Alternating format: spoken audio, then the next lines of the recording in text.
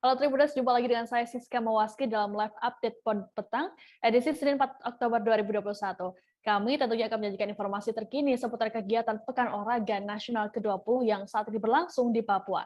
Bersama dengan sejumlah rekan wartawan kami yang sudah siap dengan laporannya masing-masing di lokasi. Kita ikuti live update PON 20 Papua selengkapnya. Selesai mengunjungi venue pertandingan sepak bola, Menteri BUMN Erick Thohir meninjau pembangunan Mimika Sport Center atau MSC pada Senin 4 Oktober siang. Dalam kunjungannya, Erick Thohir mengungkapkan ketakjubannya terhadap MSC. Erick Thohir berharap agar arena pertandingan PON 20 Papua tidak terbengkalai seusai PON 20 Papua selesai. Untuk diketahui, Mimika Sport Center dibangun oleh PT Freeport Indonesia untuk mendukung perhelatan PON 20 Papua.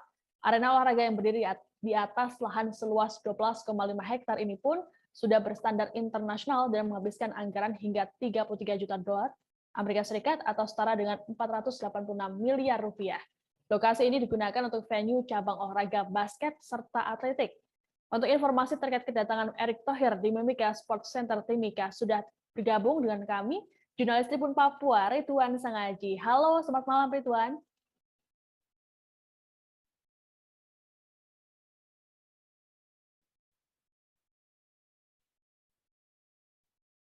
Halo Ridwan, yang nampaknya kami mengalami gangguan sinyal. Ya, selamat malam di studio. Ya, Ridwan bisa dilaporkan seperti apa kunjungan Erick Thohir tadi di Mimika Sport Center? Ya baik, rekan Siska dapat saya laporkan bahwa untuk kunjungan kerja Menteri BUMN Erick Thohir tidak lain untuk memastikan pelaksanaan PON yang telah berjalan di subklaster Kabupaten Mimika, di mana dirinya berkesempatan melihat area Mimika Center yang dijadikan sebagai venue cabang olahraga basket dan atletik.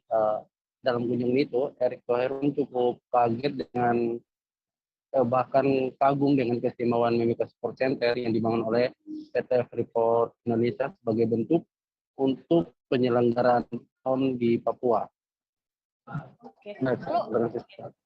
Lalu apa yang disampaikan oleh Erick Thohir sewaktu kunjungannya tadi? Baik, selain merasa kagum, Menteri BUMN Erick Thohir berharap MSC atau Mimika Sport Center ini kedepannya bisa dipergunakan untuk pertandingan cabang olahraga lain, bukan hanya setelah PON area ini dibiarkan. Ia juga berharap agar MSC ini bisa melahirkan atlet-atlet berprestasi dari Papua, seperti harapan Bapak Presiden RI Joko Widodo. Baik, Ridwan, adakah informasi tambahan yang akan disampaikan? Baik, Siska, untuk informasi tambahan, perlu diketahui bahwa untuk PT Freeport bersama BUMN akan memberikan 100 tiket beasiswa bagi para atlet berprestasi untuk menjalankan pendidikan di jenjang lebih tinggi lagi. Sekian. Oke, baik. Tribuners, kami akan menampilkan pernyataan lengkap dari Menteri BUMN Erick Thohir dan juga Presiden Freeport Indonesia Tony Wenas terkait dengan kedatangannya tadi. Berikut tayangannya untuk Anda. Apa yang sudah dibangun Freeport seperti atletik, ini indoor arena ya, ini kan juga bisa buat cabur-cabur lain. Nah, tentu sekarang sepak bola modern juga memerlukan fasilitas tambahan seperti misalnya fitness atau kesehatan. Saya rasa Freeport sendiri udah punya fasilitas itu, jadi tinggal disinergikan saja. Ya, kadang-kadang kan kita selalu mau lebih, padahal sudah lebih. Nah, bagaimana justru tadi efisiensi dan saling memanfaatkan. Sama juga, ya saya berharap tadi ya pertandingan SD, SMP, SMA, anak ada universitas, perguruan tinggi yang ada di Papua, ya bisa dilakukan fasilitas di sini. Karena ada lapangan atletik, lapangan indoor dan lain-lainnya. Jadi ya kita berkesinambungan lah. Dan saya rasa kembali kuncinya bagaimana kita bersama-sama mengelola dengan baik dan memastikan tadi Papua yang seperti diharapkan oleh Bapak Presiden juga bisa menjadi pusatnya olahraga berprestasi di Indonesia. Jawab sebenarnya seperti tadi disampaikan Pak Menteri, ini fasilitas ini kedepannya jangan sampai kemudian terhenti. Maksudnya tidak ada kegiatan, sehingga kami mengajak pemerintah kabupaten kabupaten, dan kami yakin juga pemerintah Kabupaten Mimika punya program untuk itu, yaitu untuk mengadakan reguler. Keunikan tas noken hasil karya Mama-Mama Papua rupanya turut menarik perhatian Gubernur Jawa Timur Khofifah Indar Parawansa. Hal ini terlihat saat Khofifah mengunjungi pusat oleh-oleh tas noken di Taman Imbi, Kota Jayapura, Papua pada Senin 4 Oktober tadi. Khofifah mengaku takjub dengan model serta keindahan noken yang dijual di sana. Wanita yang pernah menjabat sebagai Menteri Sosial itu juga menyebutkan momentum PON 20 di tanah Papua pantas dijadikan sebagai momentum untuk ekspos budaya provinsi paling timur Indonesia itu. Informasi lengkapnya akan disampaikan oleh rekan kami Aldi Bimantara dari Tribun Papua. Halo, selamat malam Aldi. Iya, halo, selamat malam Siska dan juga Tribuners di seluruh penjuru tanah air. Saya Aldi Bimantara melaporkan langsung dari Jayapura, Papua. Siska, Gubernur Jawa Timur Khofifah Indar Parawansa mengaku takjub dengan tas noken hasil rajutan Mama-Mama Papua. Siska dan juga Tribuners, hal itu terpantau saat saya meliput kunjungan Gubernur Jawa Timur itu saat berbelanja di pusat oleh-oleh tas noken Mama Papua di Taman Imbi, Kota Jayapura, Senin siang tadi, 4 Oktober 2021. Siska dan juga Tribuners, secara eksklusif dalam sesi wawancara bersama tribunpapua.com, hal yang membuat dirinya takjub terhadap hasil rajutan noken Mama Papua ialah karena model dan keindahan noken yang merupakan hasil kerajinan tangan Mama-Mama Papua. Siska dan juga Tribuners, wanita yang pernah menjabat sebagai Menteri Sosial Republik Indonesia itu juga menyebutkan momentum PON ke-20 di tanah Papua pantas dijadikan sebagai ekspose budaya. Siska. Ya, ini Aldi tampak semangat sekali ya dalam melaporkannya. Nah, Aldi, lalu bagaimana tanggapan dari Mama-Mama Papua yang menjual noken di sana terkait dengan kunjungan Gubernur Jawa Timur Khofifah tadi? Ya, Siska dan juga Tribuners, berdasarkan wawancara saya bersama Gubernur Jawa Timur Khofifah Indar Parawansa saat dirinya mengunjungi pelataran Taman Imbi Jayapura, tempat jualan tas noken Mama Papua, ia sempat dibuat kagum dan terpukau dengan rajutan noken khas Mama Papua tersebut. Terkhususnya Gubernur Khofifah sangat kagum dengan model ataupun motif hingga ketelitian rajutan tangan Mama Papua. Dari rasa kekagumannya itu, Siska dan juga Tribuners, ia langsung memilih noken favoritnya yakni noken dari tanaman anggrek Papua berwarna dominan kuning dan coklat yang saat itu ia langsung kenakan begitu. Siska. Aldi, apakah tadi Khofifah juga membawakan cenderamata ataupun oleh-oleh kepada mama penjual noken di sana?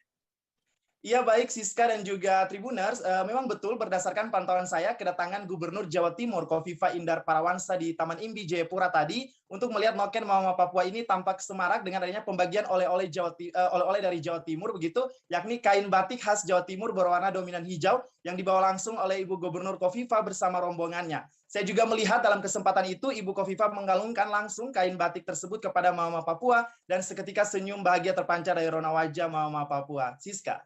Oke, jadi bertukar hasil karya dari daerah masing-masing seperti itu ya, Aldi ya? Iya, benar sekali, Siska.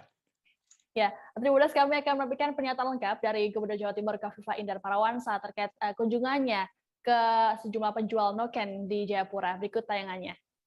Menurut saya adalah satu ekspos budaya yang luar biasa. Kalau tidak ada PON mungkin susah kita melihat varian dari produk-produk noken dari berbagai budaya yang ada di Papua. Jadi menurut saya seluruh kontingen PON rugi kalau tidak ke sini. Saya sudah mau berangkat ke airport tetapi saya memang minta untuk singgah di sini. Tadi malam ini padat sekali.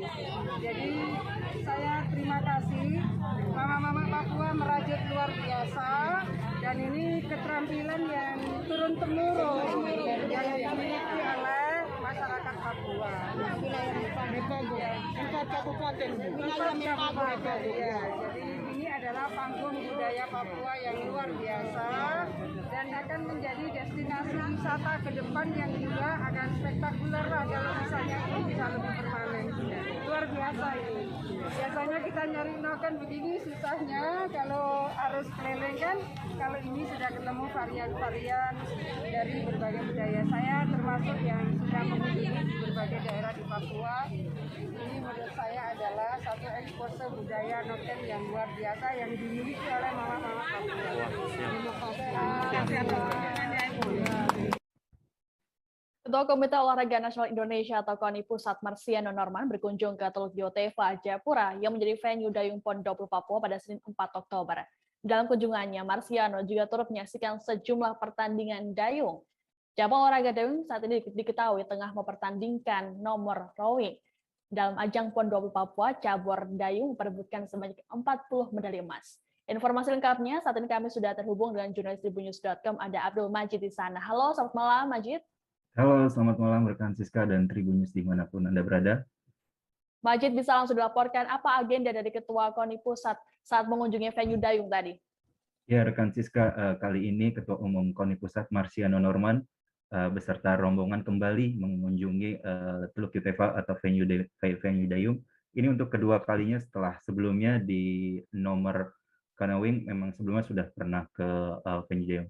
Untuk di kali kedua ini, Marciano Norman hanya untuk memastikan bagaimana perjalanan atau jalannya pertandingan perlombaan dari dayung itu sendiri.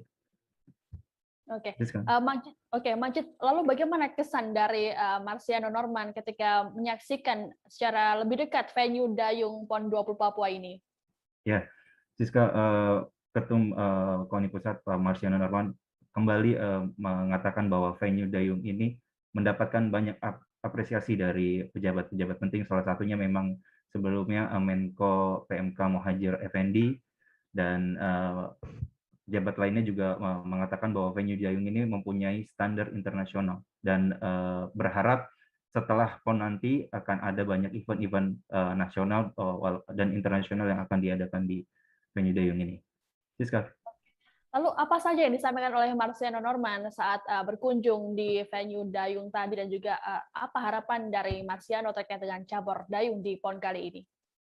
Ya, Siska, seperti diketahui bahwa dayung merupakan salah satu cabang olahraga yang masuk ke dalam program desain besar olahraga nasional, program dari Kemenpora yang telah mendapatkan Perpres dari Presiden untuk bertujuan untuk prestasi olahraga Indonesia di Olimpiade. Dan Marciano Norman sendiri mengatakan selain dia berharap akan banyak ajang-ajang atau kejuaraan yang ada di venue dayung ini, dia juga berharap banyak talenta-talenta atau atlet-atlet dayung yang muncul dari tanah Papua ini. Siska. Baik, Tribuners, jurnalis kami juga sempat melakukan wawancara dengan Ketua Umum KONI Pusat Marciano Norman. Berikut tayangannya untuk Anda. Ya, ini kunjungan saya yang kedua ya. Waktu canoeingnya saya juga sudah datang, hari ini rowing, dan saya mendapatkan laporan dari TD, dari Panpel bahwa pelaksanaan di dayung ini semua berjalan lancar karena memang mereka mempersiapkannya secara baik, sehingga semua nomor yang dipertandingkan bisa berjalan sesuai dengan rencananya. Saya banyak mendapatkan apresiasi tentang venue ini.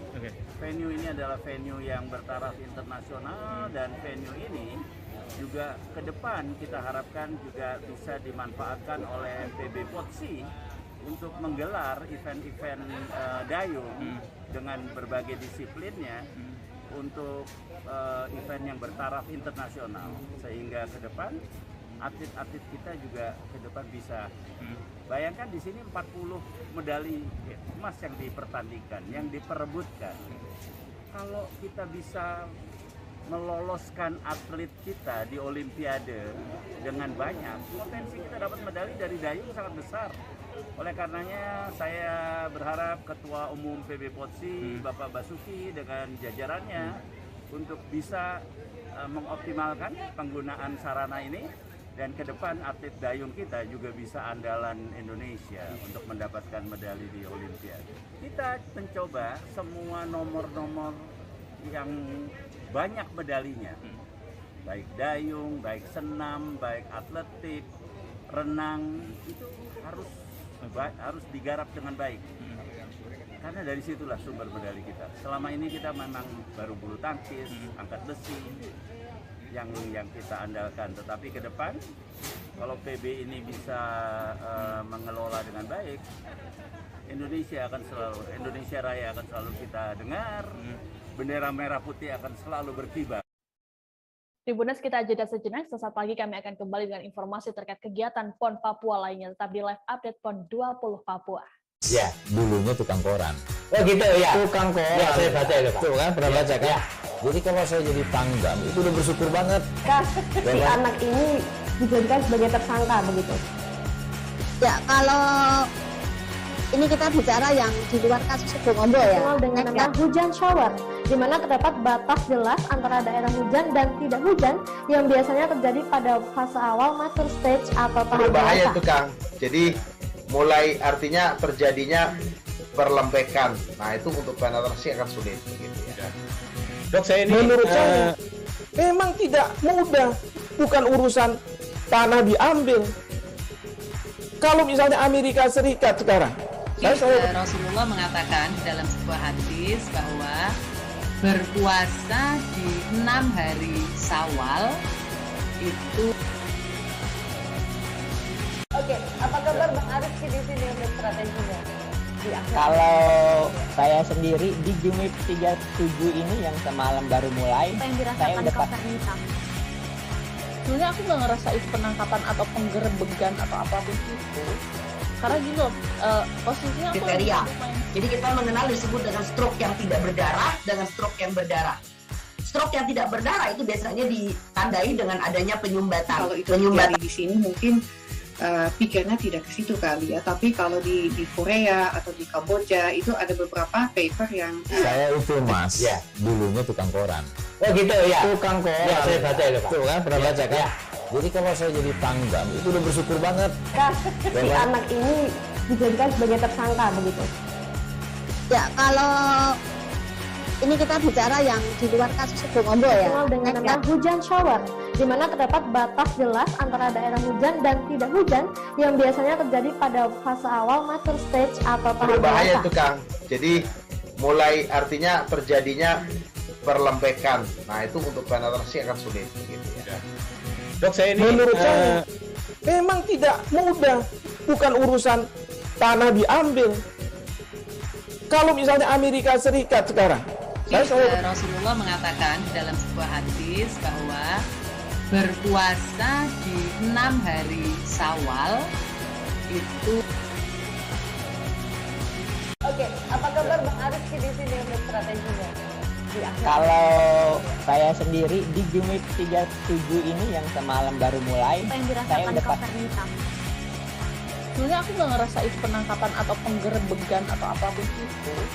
Karena gini loh, posisinya aku kriteria. Jadi kita mengenal disebut dengan stroke yang tidak berdarah dengan stroke yang berdarah.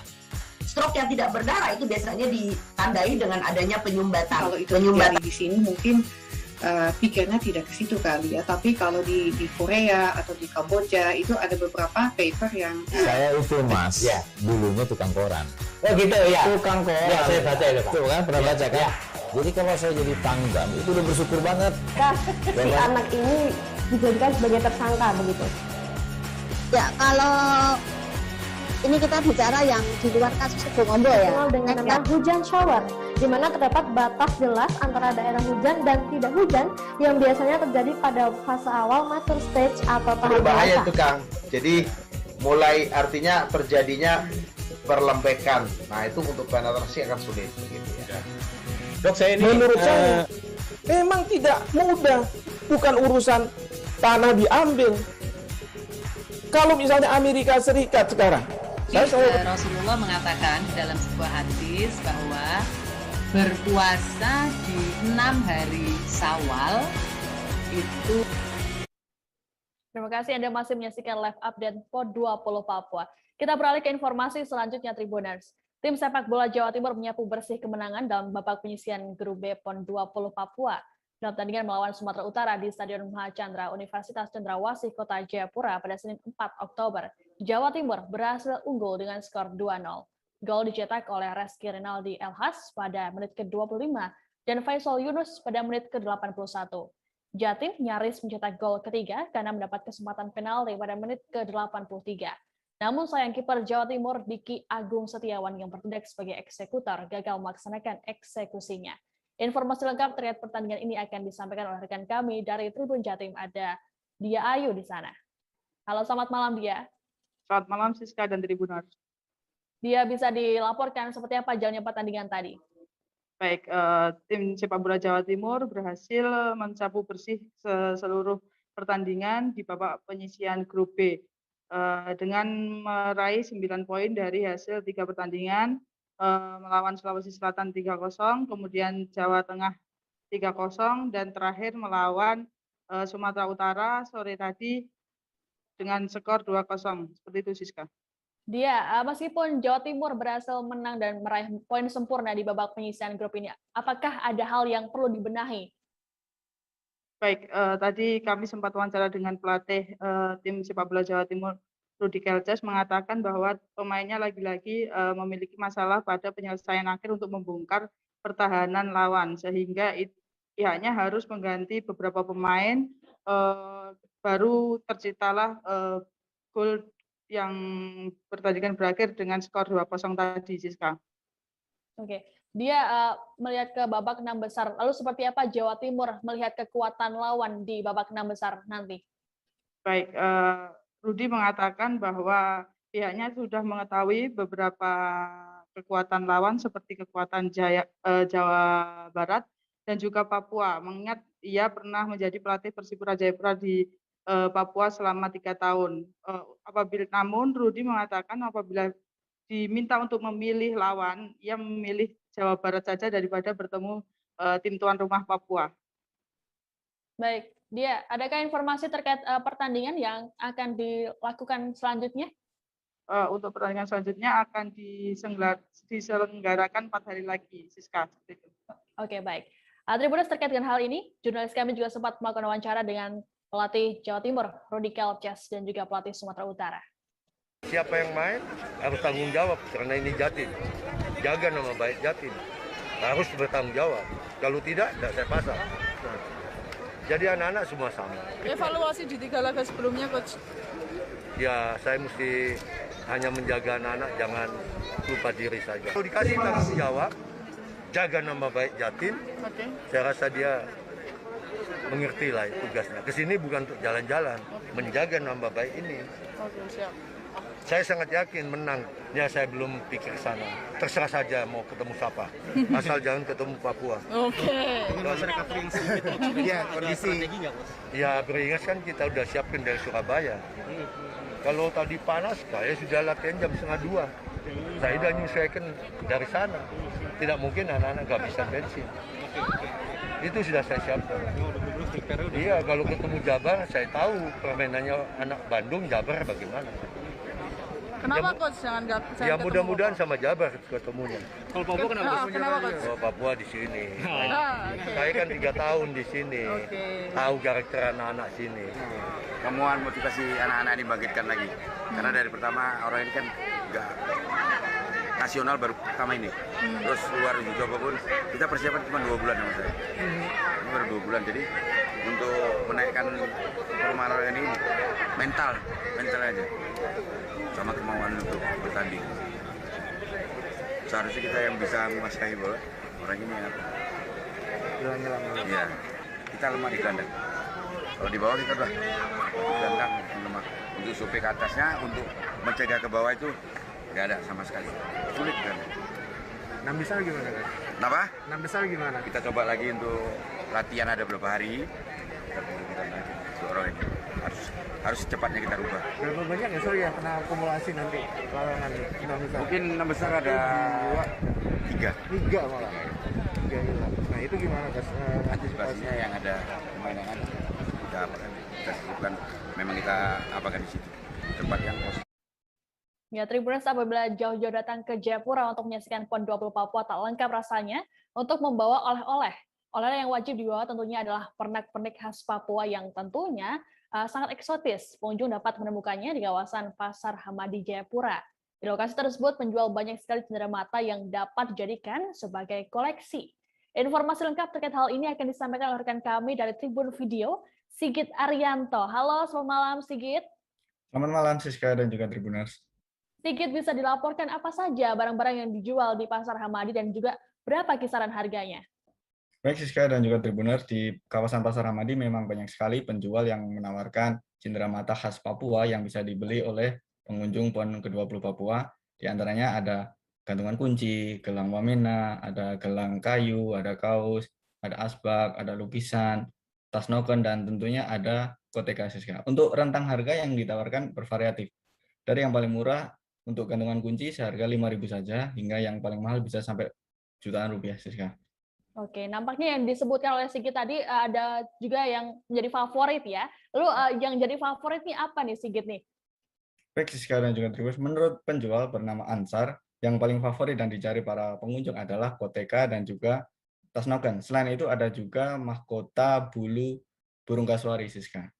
Oke, ini Sigit pasti sudah membeli ya sejumlah barang di sana ya ini ya. Iya dong, harus. Pulang dari Papua harus bawa oleh-oleh. Ya, kami tunggu oleh-olehnya ya. Lalu Sigit, di mana kita bisa membeli barang-barang tersebut dan juga kapan jam operasional dari pasar tersebut? Baik, Siska dan juga Tribuners, apabila berkunjung ke Papua untuk menyaksikan PON, bisa membeli oleh-oleh di kawasan Pasar Hamadi yang berada di Jalan Perikanan Hamadi Pasar, Jayapura, Papua. Di sana ada banyak sekali toko-toko cenderamata yang berjajar gitu. Salah satunya adalah Baliem Valley. Toko ini dikelola oleh Ansar yang jam bukanya adalah jam 8 pagi hingga pukul 9 malam, Siska. Baik, itu tadi Tribuners referensi untuk membeli pernak-pernik khas Papua selama berkunjung di PON 20 Papua. Nah, untuk informasi lebih lengkapnya kami akan menampilkan cuplikan wawancara dengan penjual souvenir di kawasan Pasar Hamadi. Berikut tayangannya untuk Anda.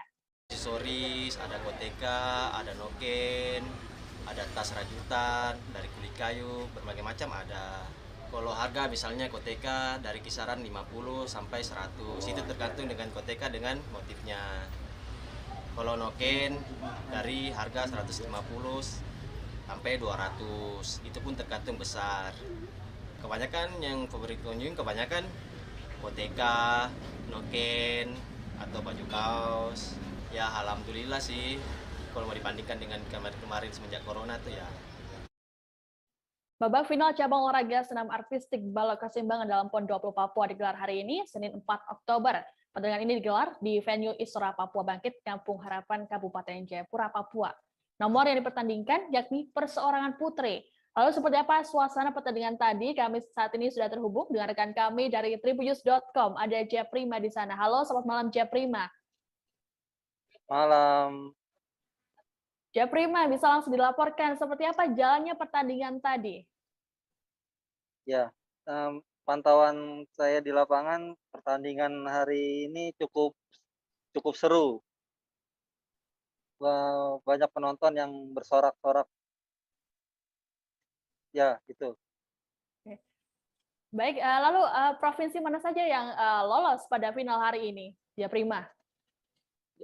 Jadi yang lolos untuk final kali ini itu ada 8 provinsi, yaitu dari Jawa Timur Yelena Sandra, dari DKI Nadia Indah, DKI Jakarta Tirtalia, dari Jawa Tengah Yogi Novia Laila, Jawa Timur Tasya Miranda, dan Sulawesi Selatan Mutia Nur Cahya, Papua Filia Yori, dan dari Jambi Bella Fitri Ningsih.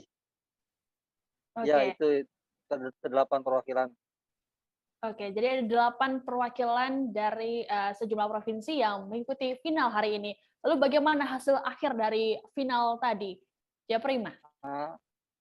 Hasil akhirnya dimenangkan oleh Jelena Sandra dari Jawa Timur dengan poin sebesar 12.300 dan diikuti Nadia Indah dari Jakarta sebagai pemenang kedua dengan poin 11.866 dan pemenang ketiga juga dari perwakilan Jakarta Tirtalia dengan poin 11.833. Oke, baik.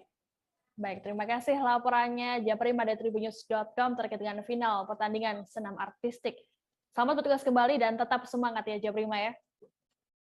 Baik, Tribuners, kita jeda sejenak. Setelah lagi kami akan kembali dengan informasi terkait kegiatan PON Papua lainnya tetap di live update PON 20 Papua. Oke, apa kabar Bang Arief di sini untuk strateginya? Kalau saya sendiri di Jumip 37 ini yang semalam baru mulai, saya udah hitam. Sebenarnya aku nggak ngerasa itu penangkapan atau penggerebegan atau apapun itu. Karena gini loh, posisinya aku kriteria. Jadi kita mengenal disebut dengan stroke yang tidak berdarah dengan stroke yang berdarah. Stroke yang tidak berdarah itu biasanya ditandai dengan adanya penyumbatan. Kalau itu terjadi di sini mungkin pikirnya tidak ke situ kali ya, tapi kalau di Korea atau di Kamboja itu ada beberapa paper yang Saya itu Mas, dulunya tukang koran. Oh gitu ya. Tukang koran. Ya, saya baca itu Pak. Tuh kan, pernah baca kan? Jadi kalau saya jadi tanggam, itu udah bersyukur banget. Si anak ini dijadikan sebagai tersangka begitu. Ya, kalau ini kita bicara yang di luar kasus Bongombo ya. Dikenal dengan nama hujan shower, di mana terdapat batas jelas antara daerah hujan dan tidak hujan yang biasanya terjadi pada fase awal mature stage atau tahap Berbahaya dewasa. itu Kang. Jadi mulai artinya terjadinya perlembekan. Nah itu untuk penetrasi akan sulit. Gitu ya. Dok, saya ini Menurut saya memang tidak mudah, bukan urusan tanah diambil. Kalau misalnya Amerika Serikat sekarang, Rasulullah mengatakan dalam sebuah hadis bahwa berpuasa di 6 hari Syawal itu. Oke, apa kabar Bang Arifki di sini untuk strateginya? Kalau saya sendiri di Jumip 37 ini yang semalam baru mulai, Apa yang saya dirasakan udah Kak Fernita? Sebenarnya aku nggak ngerasa itu penangkapan atau penggerebekan atau apapun itu. Karena gini loh, posisinya aku kriteria. Jadi kita mengenal disebut dengan stroke yang tidak berdarah dengan stroke yang berdarah. Stroke yang tidak berdarah itu biasanya ditandai dengan adanya penyumbatan. kalau itu terjadi di sini mungkin pikirnya tidak ke situ kali ya, tapi kalau di Korea atau di Kamboja itu ada beberapa paper yang Saya itu Mas, dulunya tukang koran. Oh gitu ya. Tukang koran. Ya, saya baca itu Pak. Tuh kan, pernah baca kan? Jadi kalau saya jadi tanggam, itu udah bersyukur banget. Si anak ini dijadikan sebagai tersangka begitu. Ya, kalau ini kita bicara yang di luar kasus Bongombo ya. Dikenal dengan nama hujan shower, di mana terdapat batas jelas antara daerah hujan dan tidak hujan yang biasanya terjadi pada fase awal mature stage atau tahap Berbahaya dewasa. itu Kang. Jadi mulai artinya terjadinya perlembekan. Nah itu untuk penetrasi akan sulit. Gitu ya. Dok, saya ini menurut saya memang tidak mudah, bukan urusan tanah diambil. Kalau misalnya Amerika Serikat sekarang, Rasulullah mengatakan dalam sebuah hadis bahwa berpuasa di 6 hari Syawal itu. Oke, apa kabar Bang Arifki di sini untuk strateginya? Kalau saya sendiri di Jumip 37 ini yang semalam baru mulai, Apa yang saya dirasakan udah Kak Fernita? Sebenarnya aku nggak ngerasa itu penangkapan atau penggerebekan atau apapun itu. Karena gini loh, posisinya aku kriteria. Jadi kita mengenal disebut dengan stroke yang tidak berdarah dengan stroke yang berdarah. Stroke yang tidak berdarah itu biasanya ditandai dengan adanya penyumbatan. kalau itu terjadi di sini mungkin pikirnya tidak ke situ kali ya, tapi kalau di Korea atau di Kamboja itu ada beberapa paper yang Saya itu Mas, dulunya tukang koran. Oh gitu ya. Tukang koran. Ya, saya baca itu Pak. Tuh kan, pernah baca kan? Jadi kalau saya jadi tanggam, itu udah bersyukur banget. Si anak ini dijadikan sebagai tersangka begitu. Ya, kalau ini kita bicara yang di luar kasus Bongombo ya. Dikenal dengan nama hujan shower, di mana terdapat batas jelas antara daerah hujan dan tidak hujan yang biasanya terjadi pada fase awal mature stage atau tahap Berbahaya dewasa. itu Kang. Jadi mulai artinya terjadinya perlembekan. Nah itu untuk penetrasi akan sulit. Gitu ya. Dok, saya ini menurut saya memang tidak mudah, bukan urusan tanah diambil. Kalau misalnya Amerika Serikat sekarang, Rasulullah mengatakan dalam sebuah hadis bahwa berpuasa di 6 hari Syawal itu. Oke, apa kabar Bang Arifki di sini untuk strateginya? Kalau saya sendiri di Jumip 37 ini yang semalam baru mulai, Apa yang saya dirasakan udah Kak Fernita? Sebenarnya aku nggak ngerasa itu penangkapan atau penggerebekan atau apapun itu. Karena gini loh, posisinya aku kriteria. Jadi kita mengenal disebut dengan stroke yang tidak berdarah dengan stroke yang berdarah. Stroke yang tidak berdarah itu biasanya ditandai dengan adanya penyumbatan. kalau itu terjadi di sini mungkin pikirnya tidak ke situ kali ya, tapi kalau di Korea atau di Kamboja itu ada beberapa paper yang Saya itu mas, dulunya tukang koran. Oh gitu ya. Tukang koran. Ya, saya baca itu Pak. Tuh kan, pernah baca kan? Jadi kalau saya jadi tanggam, itu udah bersyukur banget. Si anak ini dijadikan sebagai tersangka begitu. Ya, kalau ini kita bicara yang di luar kasus Sebongombo ya. Dikenal dengan nama hujan shower, di mana terdapat batas jelas antara daerah hujan dan tidak hujan yang biasanya terjadi pada fase awal mature stage atau tahap Berbahaya dewasa. itu Kang. Jadi mulai artinya terjadinya perlempekan. Nah itu untuk penetrasi akan sulit gitu ya. Dok, saya ini Menurut saya memang tidak mudah, bukan urusan tanah diambil. Kalau misalnya Amerika Serikat sekarang, Rasulullah mengatakan dalam sebuah hadis bahwa berpuasa di 6 hari Syawal itu. Oke, apa kabar Bang Arif di sini untuk strateginya? Kalau saya sendiri di Gimik 37 ini yang semalam baru mulai, saya udah Sebenarnya aku nggak ngerasa itu penangkapan atau penggerebegan atau apapun itu. Karena gini loh, posisinya aku kriteria. Jadi kita mengenal disebut dengan stroke yang tidak berdarah dengan stroke yang berdarah. Stroke yang tidak berdarah itu biasanya ditandai dengan adanya penyumbatan. Kalau itu terjadi di sini mungkin pikirnya tidak ke situ kali ya, tapi kalau di Korea atau di Kamboja itu ada beberapa paper yang Saya itu mas, dulunya tukang koran. Oh gitu ya. Tukang koran. Ya, saya baca itu Pak. Tuh kan, pernah baca kan? Jadi kalau saya jadi tanggam, itu udah bersyukur banget. Si anak ini dijadikan sebagai tersangka begitu.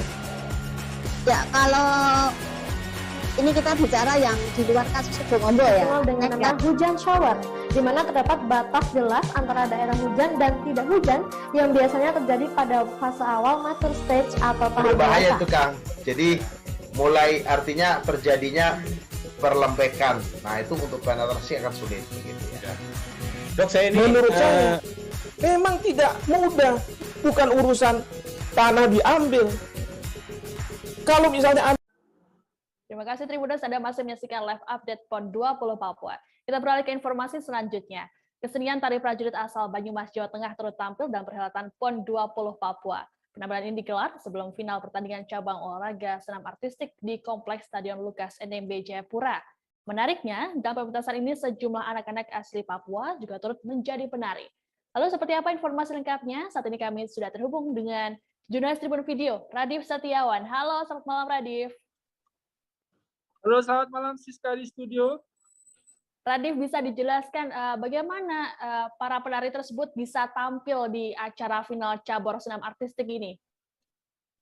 Baik Siska, jadi beberapa waktu lalu pihak Sanggar Seni Ngesti Laras, yaitu ketuanya bernama Barnabas Yoyo Budianto, dihubungi pihak sosial dan budaya Jayapura untuk menampilkan tarian Nusantara di acara PON Papua. Diakui Yoyo bahwa ini adalah kesempatan paling baik untuk sanggarnya bisa ikut andil dalam mensukseskan perhelatan PON Papua ini. Demikian Siska.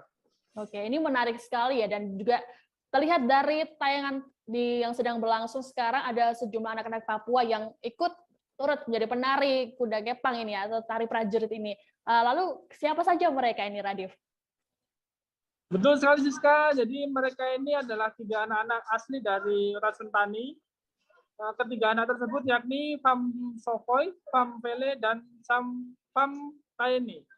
Seperti yang kita lihat tadi, mereka bertiga bisa menarikan tarian dari Banyumas ini, walau mereka bukan dari Banyumas. Demikian Siska.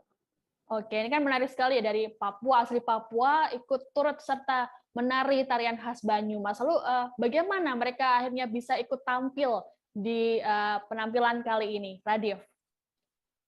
Oke Siska, awalnya mereka hanya menonton tari tiap pertunjukan tahunan dari Sanggar Seni Ngesti Laras ini, hingga pada akhirnya mereka tergerak untuk masuk ke dalam manajemen Sanggar Seni Ngesti Laras dan berlatih bersama-sama. Baik Siska, kembali di studio. Oke, baik. Kami tunggu laporan selanjutnya dari Radif ya terkait dengan PON 20 Papua. Tribuners, terkait dengan informasi ini kami akan menampilkan pernyataan dari Ketua Sanggar Seni Ngesti Laras, Barnabas Yoyo Budianto. Berikut tayangannya untuk Anda. Kami datang dari Sanggar Seni Ngesti Laras Kampung Kumba, Kabupaten Jayapura. Kami dipanggil dari Sosbud Kabupaten Jayapura untuk kami boleh mengikuti pertemuan mewakili kehadiran kami sebagai Sanggar Seni Tari Nusantara. Di antaranya di dalam kelompok sanggar-sanggar yang bergabung dengan kami ada 12 sanggar. Yang lain itu ada band lokal, ada sanggar-sanggar seni dari lokal sini. Tarian yang kami bawakan pada hari ini tari prajuridan ini berasal dari tanah leluhur kami di Kabupaten Banyumas, tari dari Banyumasan lebih spesifiknya begitu. Ya, tarian ini kami sudah berada di Kampung Komba itu sudah turun-temurun. Tetek moyang kami berada di Kampung Komba itu sekitar tahun 1970-an hingga sanggar kami terus bergerak, berkembang terus hingga saat ini, hingga pada kesempatan yang baik ini kami sudah boleh melatih adik-adik kita yang asli Kampung Sentani. Ada Fam Sokoi, Fam Vele, Fam Taime. Ya, ini adik-adik kita yang dari Sentani. Mari adik-adik kita. Puji Tuhan, adik-adik ini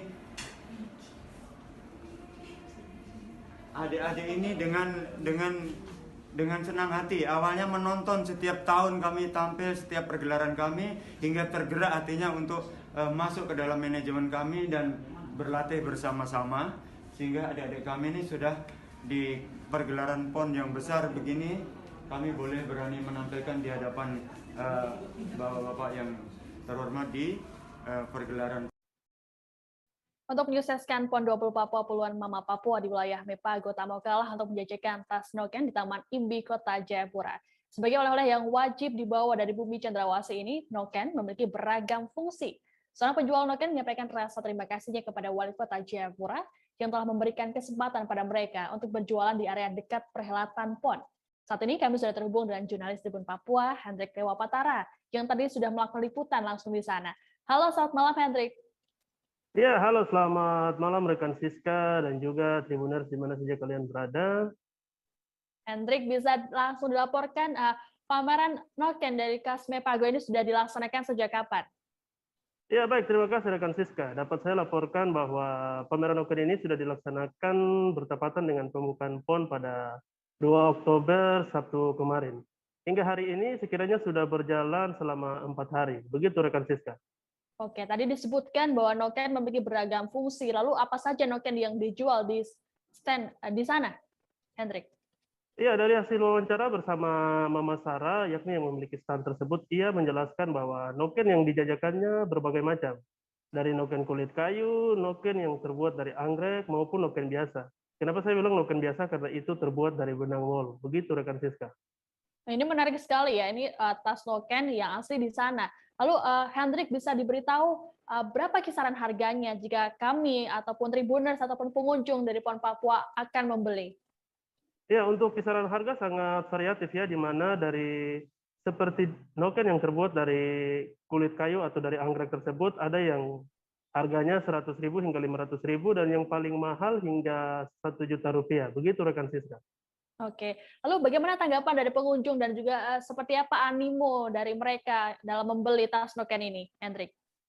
Ya, rekan Siska, tadi saya sempat berbincang-bincang dengan salah seorang bapak yang membeli noken tersebut. Ia menjelaskan bahwa pameran noken ini sungguh luar biasa dikarenakan noken sebagai oleh-oleh khas. Oleh karena itu, Tribuners ataupun para wisatawan yang datang untuk menyaksikan PON bisa menyempatkan waktu untuk singgah di Taman Imbi dan membeli noken tersebut.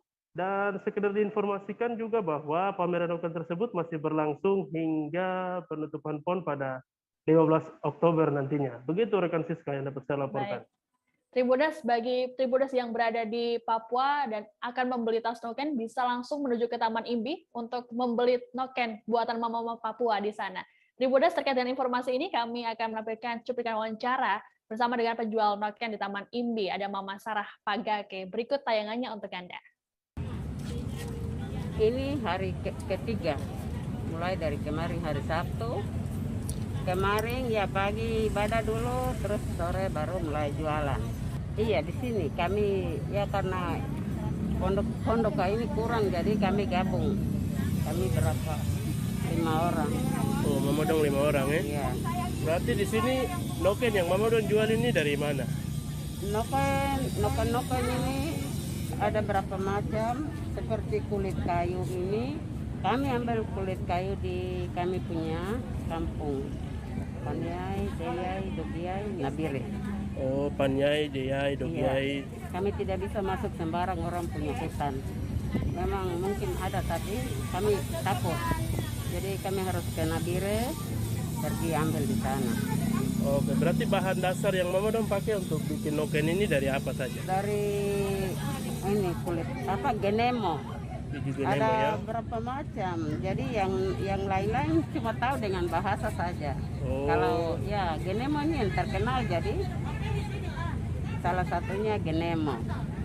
Terus ada ya hampir 10 macam, tapi tidak tumbuh sembarang. Itu ada tempat tertentu. Jadi kalau di daerah sini tidak tahu di mana ya tumbuh. Kalau kami di Deyai baru kami bisa tahu ada pohon ini untuk ambil kulitnya. Okay. Seperti di Nabire itu ambil kulit sukun. Kami jual yang kecil 100, pokoknya 100 ke atas. 100 sampai 1 juta gitu ya? Iya, kalau itu noken anggrek lain, cuma kulit kayu. Jadi dari ini paling mahal berapa? Paling mahal 500 sampai 1. Proses vaksinasi di Jayapura, Papua terus dipercepat oleh pihak kepolisian yang kemudian membuka gerai vaksin presisi di venue PON 20 Papua. Vaksinasi ini juga turut digelar di venue sepak takraw di Gor Trikora, Universitas Cendrawasih, Kota Jayapura. Warga yang menyaksikan pertandingan bisa langsung mengikuti vaksinasi ini. Dalam kegiatan ini digunakan vaksin jenis Sinovac. Jurnalis kami dari Tribun Jakarta, Wahyu Septiana, akan melaporkan informasi ini secara lengkap untuk Anda. Halo, selamat malam Wahyu. Halo, selamat malam rekan Siska dan selamat malam Tribuners semuanya. Ya, Wahyu bisa dilaporkan seperti apa jalannya vaksinasi yang dilakukan oleh pihak kepolisian di venue PON 20 Papua ini dan juga bagaimana antusias warga di sana? Ya, betul. Pihak kepolisian sendiri memang sudah membuka gerai vaksinasi presisi ini sejak perhelatan PON Papua berlangsung. Antusias dari warga sendiri sangat tinggi ya. Setiap hari tercatat jumlah warga dan juga penonton yang ikut vaksinasi COVID di gerai presisi ini jumlahnya meningkat. Khusus di venue sepak takraw sendiri di Gor Trikora memang jumlahnya terbatas. Tapi pengunjung dan juga masyarakat setempat yang datang bisa memanfaatkan untuk melakukan vaksinasi COVID secara gratis. Gerai vaksinasi presisi ini bakal ada terus selama gelaran PON Papua berlangsung, begitu Siska. Oke, Wahyu bisa dijelaskan gerai vaksin ini dibuka sejak kapan dan juga dalam sehari ada berapa orang yang mengikuti kegiatan vaksinasi di gerai vaksin presisi di Gor Trikora ini? Ya, untuk gerai vaksin presisi ini memang sudah ada sejak gelaran PON berlangsung beberapa minggu sebelumnya. Khusus untuk di Gor Trikora sendiri sehari bisa mencapai 18 orang. Jumlah tersebut menurut laporan dari petugas kesehatan sendiri, jumlah tersebut terus meningkat setiap harinya. Yang ikut vaksinasi COVID di gerai presisi ini totalnya cukup lumayan, bisa mencapai puluhan, begitu sih ya. Oke, Wahyu, lalu terkait dengan target vaksinasi di Jayapura, ada berapa target yang ditargetkan? Ya, untuk gelaran PON sendiri, pihak panitia memang menargetkan capaian vaksinasi COVID di Jayapura khususnya bisa mencapai 70%. Saat ini jumlah tersebut bisa terpenuhi, sudah mencapai 70%. Nantinya program ini bakal terus dikebut. Setelah PON usai juga pihak kepolisian akan terus melakukan membuka gerai vaksin presisi ini demi memenuhi kebutuhan masyarakat untuk bisa menerima vaksinasi COVID semuanya, begitu Siska. Baik, Tribuners, terkait dengan informasi ini kami akan menampilkan cuplikan wawancara dengan warga yang sempat mengikuti vaksinasi dan juga tenaga medis di sana. Berikut tayangannya untuk Anda. Mau divaksin, sebenarnya untuk ini juga antibody kan. Ya. Sekarang kan lagi corona. Ya. Kalau soal yang lain-lain ya memang sekarang persyaratannya harus vaksin, tapi saya pikir tidak ada salahnya. Ini anggap saja imunisasi lah. Vaksin yang pertama, yang kedua, Bu? Pertama. Yang pertama, Bu? Darah tinggi. Oh iya. Darah tinggi terus jadi tidak bisa vaksin. Tadi diperiksa masih tinggi, dikasih obat. Ya sudah, puji Tuhan turun dan saya bisa vaksin. Sebelumnya emang gimana, Bu, perasaannya? Emang takut sama jarum apa gimana, Bu? Kalau Ibu sendiri? Kalau takut sih tidak, tapi pas waktu mau disuntik sedikit tegang. Sedikit tegang tapi tadi. Tidak terlalu takut. Tadi setelah disuntik rasanya gimana, Bu? Biasa aja. Ya. Setelah ini mungkin akan suntik kedua, Bu? Iya, kalau sudah waktunya ya harus suntik kedua. Kami di sini ini sedang giat vaksinasi. Ya. Nah, giat vaksinasi ini program dari pemerintah, dari Kapolri. Ya. Namanya Gerai Presisi. Ya. Kami sendiri masuk dari resimen vaksinasi COVID-19. Nah, untuk gerai sendiri ini bakal ada terus selama PON, menyesuaikan dari venue-venue PON yang ada. Cukup bagus, setiap harinya ada peningkatan dari masyarakat umum yang ingin divaksin. Cuma memang beberapa venue seperti ini lebih banyak kan penonton terbatas, jadi yang datang lebih terbatas. Kalau target harian sebenarnya kami pakai cakupan. Oh, cakupan. Nah, untuk Jayapura sendiri kota ini cakupan sudah sekitar 70%. Sekitar 70%. Nah, cuma tetap kami push terus biar lebih tinggi. Beralih ke informasi terakhir Tribuners. Tim DKI Jakarta mengalahkan tim Jawa Timur dalam cabang olahraga voli indoor di penyisian grup B pada Senin 4 Oktober di Goyakoso, Kota Jayapura. Hal ini cukup mengejutkan lantaran tim Jawa Timur diperkuat oleh sejumlah pemain Pro Liga. Untuk lolos ke babak 4 besar, Jawa Timur harus memenangi laga melawan Jawa Tengah. Informasi lengkapnya akan disampaikan oleh rekan kami dari Warta Kota, Rafsa Nizani di sana. Halo, selamat malam Rafsa. Selamat malam rekan Siska. Rafsa, bisa langsung dilaporkan seperti apa jalannya pertandingan antara Jawa Timur versus DKI Jakarta tadi? Ya, terima kasih rekan Siska. Ya, pertandingan yang cukup seru memang tersaji antara DKI Jakarta melawan juara PON 2016 Jawa Timur di voli indoor Goyakoso, Kota Jayapura, di mana laga sampai 5 set, di mana di set pertama Jawa Timur meraih kemenangan dengan 25-21, namun di set kedua DKI Jakarta mampu bangkit dan membalas kekalahan di set pertama dengan skor 25-22, dan berlanjut di set ketiga DKI Jakarta kembali meraih kemenangan dengan skor 25-22, dan Jawa Timur sempat menyamakan kedudukan di set keempat menjadi 2-2 dengan skor 25-20. Namun di set kelima DKI Jakarta mampu tampil apik dengan menutup laga dengan skor 15-11. Dan kemenangan ini membuat DKI Jakarta memimpin di pool B, sementara di posisi kedua ada Jawa Tengah. Maksud saya di posisi pertama ada DKI Jakarta dengan poin 6, dan di posisi kedua ada Jawa Tengah dengan poin 5, dan di posisi ketiga ada Jawa Timur dengan poin 5. Hal ini yang membuat Jawa Timur mau tidak mau harus meraih kemenangan di laga besok antara derby Jawa, yaitu Jawa Timur melawan Jawa Tengah. Seperti itu rekan Siska. Oke, Rafsa, lalu bagaimana komentar dari pelatih dan juga pemain terkait dengan hasil pertandingan tadi? Ya, terima kasih rekan Siska. Memang tadi juga saya sempat berbicara ngobrol dengan pelatih dari DKI Jakarta, Victor Layan. Menurutnya, laga melawan Jawa Timur merupakan laga yang sangat menarik sekali. Bahkan dia menemukan ritme DKI Jakarta adalah di saat melawan Jawa Timur. Dan menurut Victor, penampilan dari DKI Jakarta tidak lepas dari penampilan sewaktu melawan Jawa Tengah beberapa hari yang lalu, di mana DKI Jakarta meraih kemenangan dengan skor 3-2. Namun pertandingan yang sangat tersebut membuat pemain DKI Jakarta termotivasi dan juga tersadar bagaimana bisa memenangkan laga meskipun tertinggal lebih dulu. Dan saya juga mengobrol dengan kapten tim dari DKI Jakarta, Dio, di mana Dio mengatakan bahwa ya dua kemenangan ini cukup membuat pemain sangat optimis untuk menatap laga selanjutnya, yaitu melawan Sumatera Utara, di mana laga akan digelar pada besok.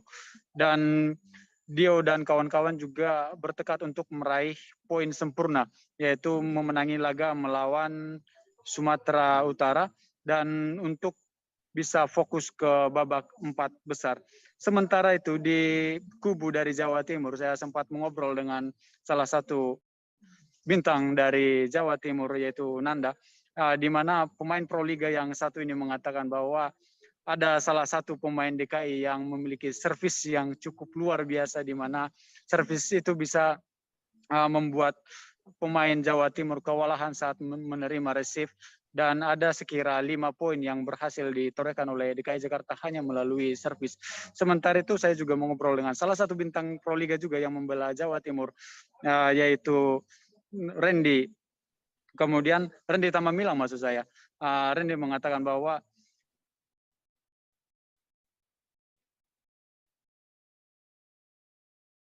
baik, halo Rafsa.